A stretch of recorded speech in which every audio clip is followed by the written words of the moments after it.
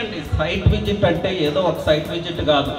Client రమ్మన్నాడు, car తీసుకుని వెళ్ళాం, చూపించాం, మధ్యలో టిఫిన్ పెట్టించాం, టీ ఇప్పించాం, ఇంటికి వచ్చేసాం కాదండి. సైట్ విజిట్ అంటే ఒక ఈవెంట్. గుర్తుపెట్టుకోండి, ఇది లైఫ్ లాంగ్. సైట్ విజిట్ అంటే ఒక ఈవెంట్. ఇప్పుడు ఈ ఈవెంట్ చేయాలంటే ప్రసన్న గారు లాస్ట్ 1 month నుంచి వర్క్ చేస్తున్నారు. శ్రీపాదం గారు టైం టేబుల్ తీసుకోవాలి, ఆయన ఎప్పుడు ఖాళీగా ఉంటారో తెలుసుకోవాలి.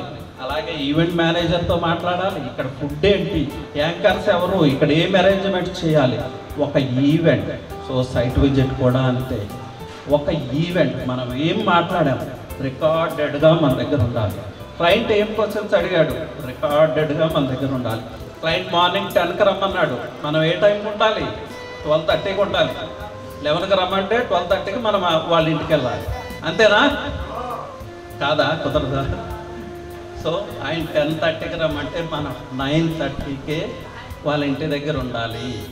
ఆ 9:30లో కూడా ఆయనతో ఒక 10 minutes మాట్లాడే అవకాశం మనకు దొరికితే ఆయన పెయిన్ పాయింట్స్ ఏంటి, ఆయన అబ్జెక్షన్స్ ఏంటి, ఆయన ప్రయారిటీస్ ఏంటి అనేది మనకు అర్థమవుతుంది.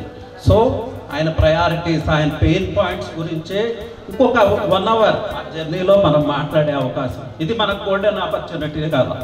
సో ఇలా డీల్ చేయాలి సైట్ విజిట్.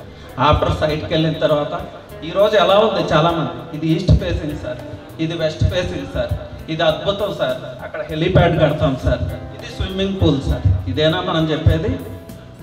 ఇదే కదా? సో మీరు ప్రొఫెషనల్స్, మీరు జనరల్ మార్కెట్ గురించి చెప్తున్నారు, ఇదే కదా? సో ఇలా చెప్తే వర్కౌట్ కాదండి, ఆ రోజులు అయిపోయింది. సో ఆ స్కిల్ సెట్, ఆ నాలెడ్జ్ సెట్ మనకు ఉండాలి. ఏం చెప్పాలి మనకి, మనం ఏ హైవేలో ఉన్నాం, ఆ హైవేలో పాపులేషన్ ఏంటి, డెన్సిటీ ఆఫ్ పాపులేషన్ ఏంటి, ఎంప్లాయ్మెంట్ ఏంటి, స్కోప్ ఆఫ్ ఎంప్లాయ్మెంట్ ఏంటి, ఆ హైవేకి ఉన్న ప్యారలల్ హైవేస్ ఏంటి, ఆ ప్యారలల్ హైవేస్ నుంచి ఎలాంటి సపోర్ట్ ఉంది, వెంచర్కి మల్టిపుల్ కనెక్టివిటీ ఉందా లేదా, చుట్టుపక్కల ఏం డెవలప్మెంట్స్ వస్తున్నాయి, ఏమన్నా SEZs ఉన్నాయా, ఇలా చెప్పుకుంటూ పోతే 2-3 hours కూడా మాట్లాడవచ్చు క్లయింట్తో.